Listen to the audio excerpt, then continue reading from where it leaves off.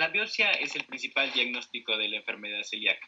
Esto se produce gracias a eh, una videoendoscopia digestiva alta y se realiza una biopsia, sobre todo en la segunda porción duodenal. Entonces podemos encontrarnos con la clasificación de Marsh. La clasificación de Marsh se clasifica en 3 estadios y el tercero tiene 3 estadios, subestadios, por así decirlo, más pequeños. La primera de ellas es el Marsh 0, en donde no se encuentran las vellosidades normalmente y no se encuentra la infiltración de los leucocitos intraepiteliales. Luego está el Marsh 1, en donde ya tenemos infiltración de leucocitos intraepiteliales, pero esto no es patognomónico de la enfermedad celíaca. Aquí hay un cuadro, por ejemplo, en donde están todas las otras enfermedades en las que podríamos encontrar infiltración leucocitaria intraepitelial y no necesariamente es celiaquía. Por ejemplo, la gastritis por Helicobacter pylori, que es muy común, y los consumos de antiinflamatorios no esteroides. Tenemos el MASH2, en donde ya hay hiperplasia de los enterocitos y de las microvellosidades, pero todavía se observan y la infiltración se vuelve mayor. En la tipo 1 tiene que ser mayor a 25 para que se considere como una infiltración leucocitaria. Y también tenemos el MASH3, que ya hay atrofia parcial, hay mayor infiltración de leucocitos, y puede haber 3 subestadios dependiendo de cuál es el grado de atrofia. Si este es parcial, 3A; si es subtotal, 3B; y si es total, ya estaríamos en una clasificación Marshall 3C. MASH, perdón, 3C. También se podría utilizar la cápsula endoscópica y la enteroscopía, en donde de igual manera se va a evidenciar la atrofia de las mucosidades, y también en algunos casos puede incluso no haber una afectación duodenal. La densitometría ósea también es importante, por los que le mencionaba que se pueden presentar la osteoporosis, sobre todo en pacientes jóvenes.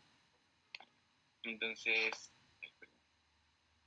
ya, aquí tenemos los criterios propuestos por Katasi para identificar la enfermedad celíaca. Estos son los principales. Los síntomas típicos de la enfermedad celíaca, que son los de mala absorción, que a nivel analítico se encuentre presencia de autoanticuerpos de tipo IgA, en este caso para la transglutaminasa, para la gliadina y el endominicio, y los genotipos de predisposición genética DQ2 o DQ8. Que la biopsia sea confirmatoria para atrofia e infiltración de leucocitos, y que los pacientes, una vez que se le quite el gluten, la enfermedad mejore o se elimine completamente. Y lo que hay que tener en cuenta siempre es la historia familiar, pacientes que tengan familiares de primer grado, y los pacientes jóvenes que se presentan con osteoporosis. En cuanto a la estrategia diagnóstica, pacientes más o menos sospechamos de que se tenga una enfermedad celíaca. Primero puede haber un escenario en el cual es una baja probabilidad, se menciona que puede ser menor de 5%. Por ejemplo, aquí es necesario descartar que los pacientes tengan infertilidad, el familiar, en caso de que sea enfermedad celíaca, pero sea de segundo grado, no es tan posible que se dé la información, la enfermedad. Perdón, un ratito.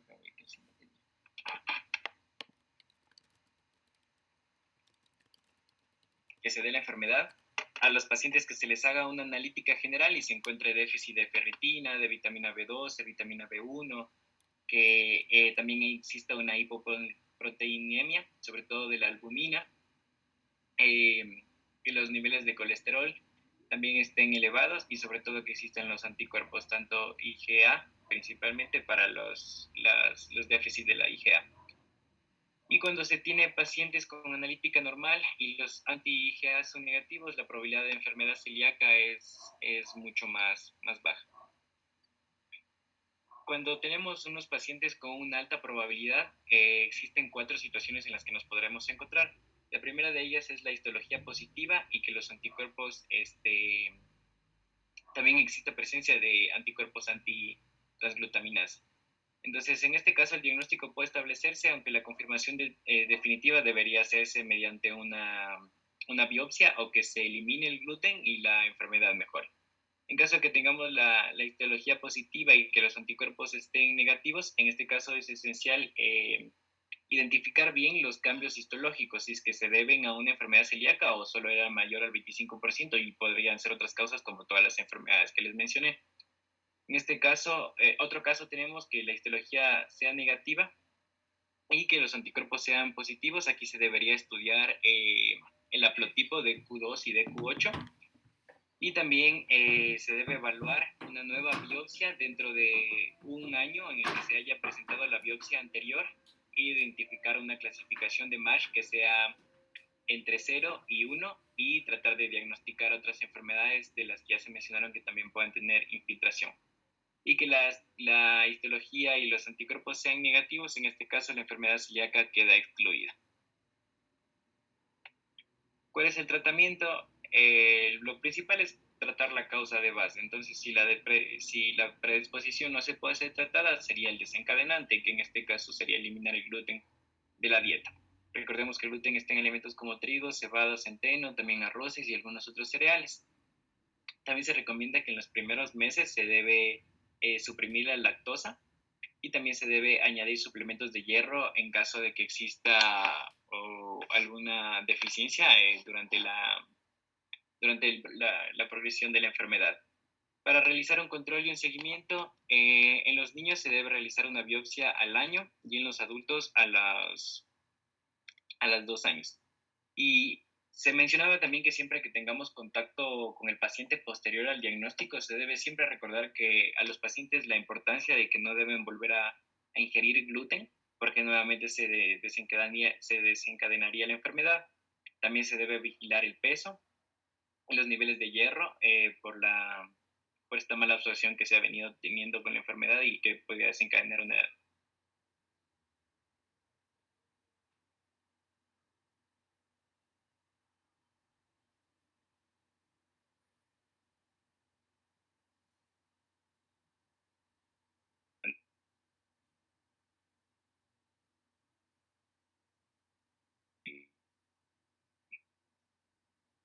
Y siempre vigilar las enfermedades asociadas, porque eso haya sido erróneo. Que el paciente no está haciendo caso a dejar de ingerir el gluten, por ejemplo, que el tratamiento sea inadecuado y que ya exista otra condición asociada a la propia enfermedad que va a persistir, que los síntomas continúen.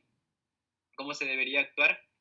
Se dice que se debe realizar toda una revisión desde tanto analítica, imagen, biopsia y si se hizo anticuerpos de las pruebas con las que se basó el diagnóstico de la enfermedad celíaca. Y también aquí nos mencionaba mucho la importancia de que los patólogos tienen que ser peritos en el diagnóstico de enfermedad celíaca para el análisis de la biopsia. También se debe identificar la lactosa y las antitransglutaminasas. Y se puede repetir la biopsia del duodeno y comparar los hallazgos que se tuvo mucho antes del tratamiento con los hallazgos que ahora se obtuvieron.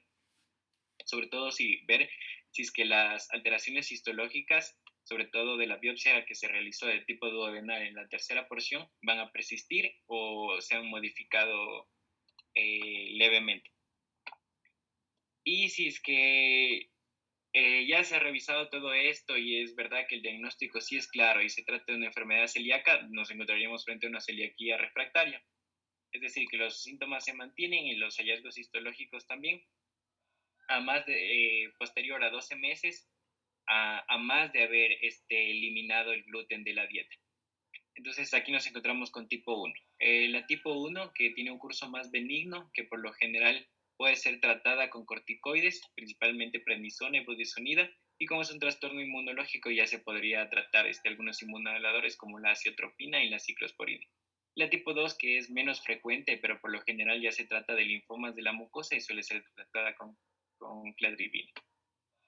Y eso sería todo, gracias. Muy bien, gracias. Entonces, José, ¿cuál sería el tratamiento? ¿Qué diría a sus pacientes con enfermedad celíaca como tratamiento? Lo primero que se debería hacer, como se mencionaba, era eliminar completamente el desencadenante, la dieta, o sea, darles una dieta adecuada, sobre todo si es que los pacientes tienen gran predisposición por comer trigo, centeno, el pan de centeno también se mencionaba, arroces, entonces eliminar el gluten. Pero entonces el gluten está en todas las comidas. No. ¿Cómo sería? Porque mire, no. Trigo, pan, o sea, me quiero comer unas galletas, hay trigo. me quiero comer una pizza, un espagueti. Ah, claro, ese sí es un gran inconveniente, pero también se mencionaba la ingesta de alimentos, ahora por ejemplo son procesados y incluso se pueden ver en los empaques que vienen libre de gluten. Entonces, si se da una correcta educación del paciente acerca de eso con un nutricionista, por ejemplo, se podría controlar la enfermedad. Muy bien. Ok, José, gracias. A continuación, estreñimiento crónico van a exponer, ¿no?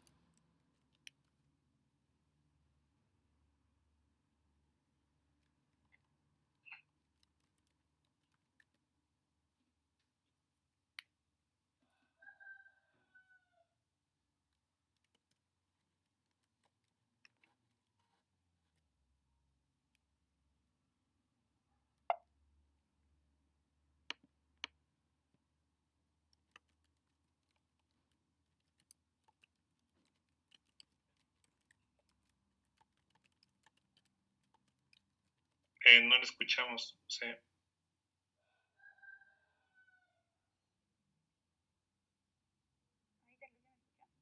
Ahí sí, muy bien. Bueno, entonces el estreñimiento crónico. El estreñimiento también es denominado como constipación y en cuanto a su definición, son evacuaciones insatisfactorias caracterizadas por deposiciones infrecuentes, menos de 3 por semana o una dificultad del pasaje de la materia fecal o ambos. Ya. En cuanto a su epidemiología, esta presenta una prevalencia del 5 al 21% en Latinoamérica, siendo más frecuente en mujeres, en personas adultas mayores de 65 años y en población de bajo nivel socioeconómico. En cuanto a esta, puede clasificarse como constipación aguda. Esta suele ser benigna, autolimitada y en general se debe a cambios de la dieta o efectos a ampliación de nuevos medicamentos.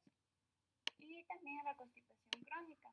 Esta de por sí suele darse como causas funcionales o primarias y extracolónica o secundaria.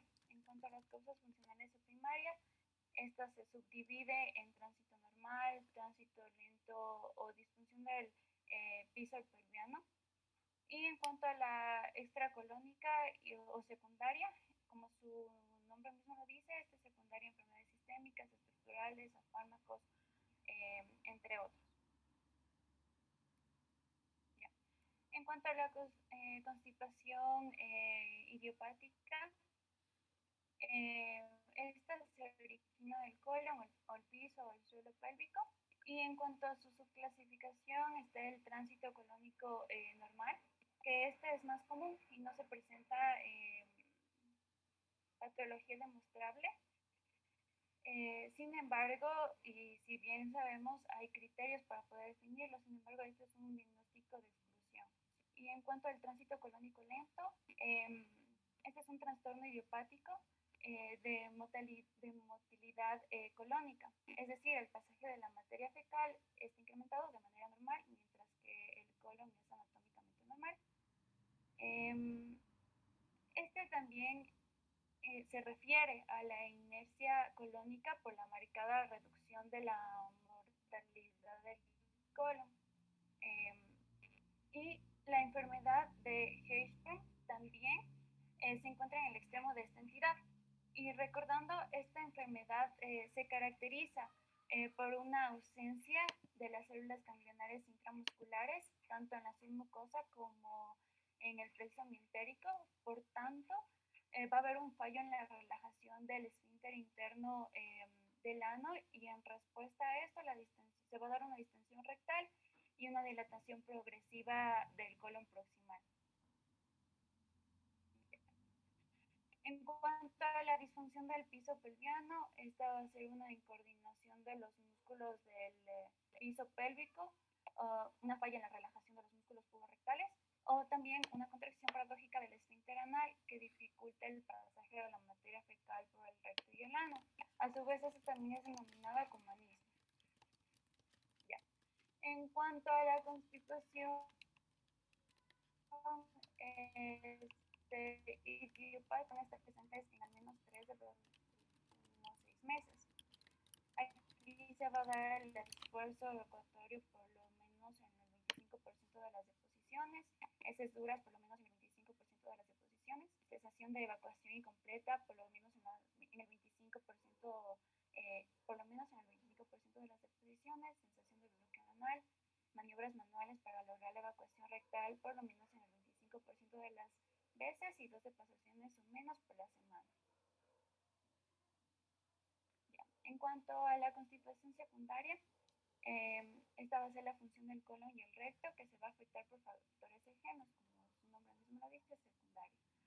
Y aquí tenemos los hábitos dietéticos. Una dieta pobre en fibra va a dar como resultado que se va a modificar las características de la materia fecal, aumentando así su consistencia y disminuyendo su volumen, haciendo que el tránsito sea más lento. Y esto se prevé con el consumo de por lo menos 2 gramos de fibra por día. Ya de aquí tenemos la constipación secundaria a enfermedades sistémicas. En la parte endocrino-metabólico está la diabetes mellitus, el hipotiroidismo, la hipercalcemia, la hipocalemia, la hipomagnesemia, la uremia, la deshidratación, la porfiria, que esta es un conjunto de enfermedades ocasionadas por la acumulación excesiva de porfirina, que esta es una proteína que ayuda a la hemoglobina a transportar el oxígeno en la sangre. También está el embarazo, el panhipopituitarismo, la intoxicación por metales pesados. Y en cuanto a la parte muscular y colagenopatías, tenemos la amiloidosis, la esclerodermia, la dermatomiositis, la distrofia miotónica.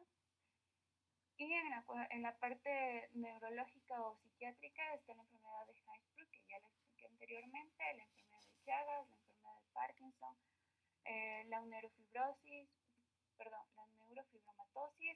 la ganglioneuromatosis, la neuropatía autonómica, la esclerosis múltiple, las lesiones medulares, eventos cerebrovasculares, la depresión y la demencia.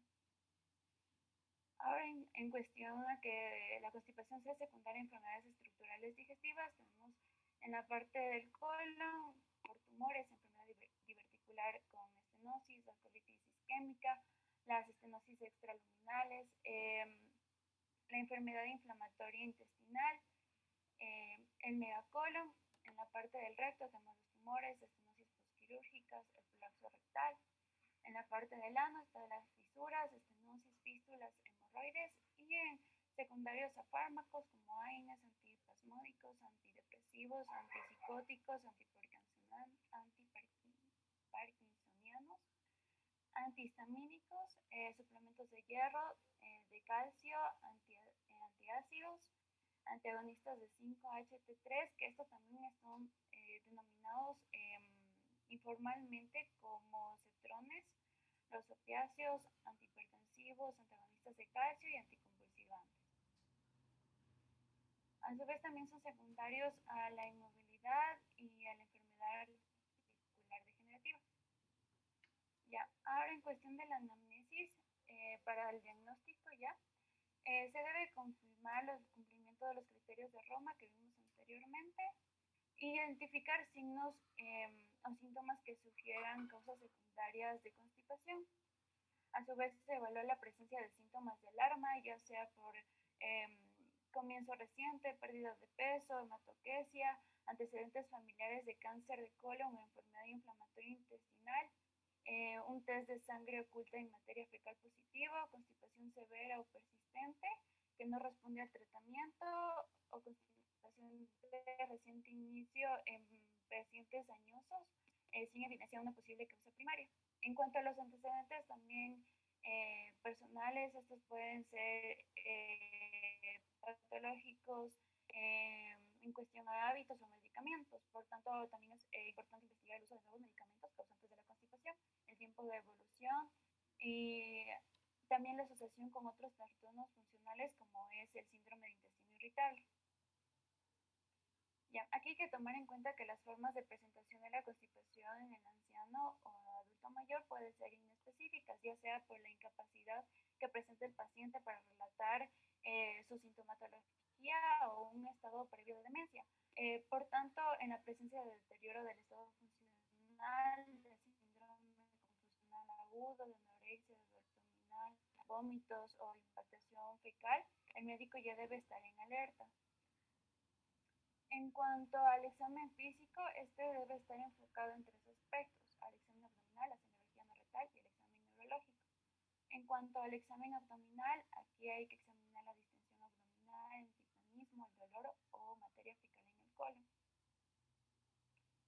En cuanto a la inspección anal y región perianal, aquí hay que examinar la presencia de fístulas, fisuras, hemorroides, la evaluación del reflejo anocutáneo y sensibilidad local, el descenso perianal. En cuanto al reto rectal, aquí hay que descansar la presencia de tonicidad del esfínter, los signos de contracción paradójica o disinergia, el dolor a la palpación del músculo elevador del ano, lo cual nos daría también, por ejemplo, el síndrome del elevador del ano, o la presencia de una masa palpable.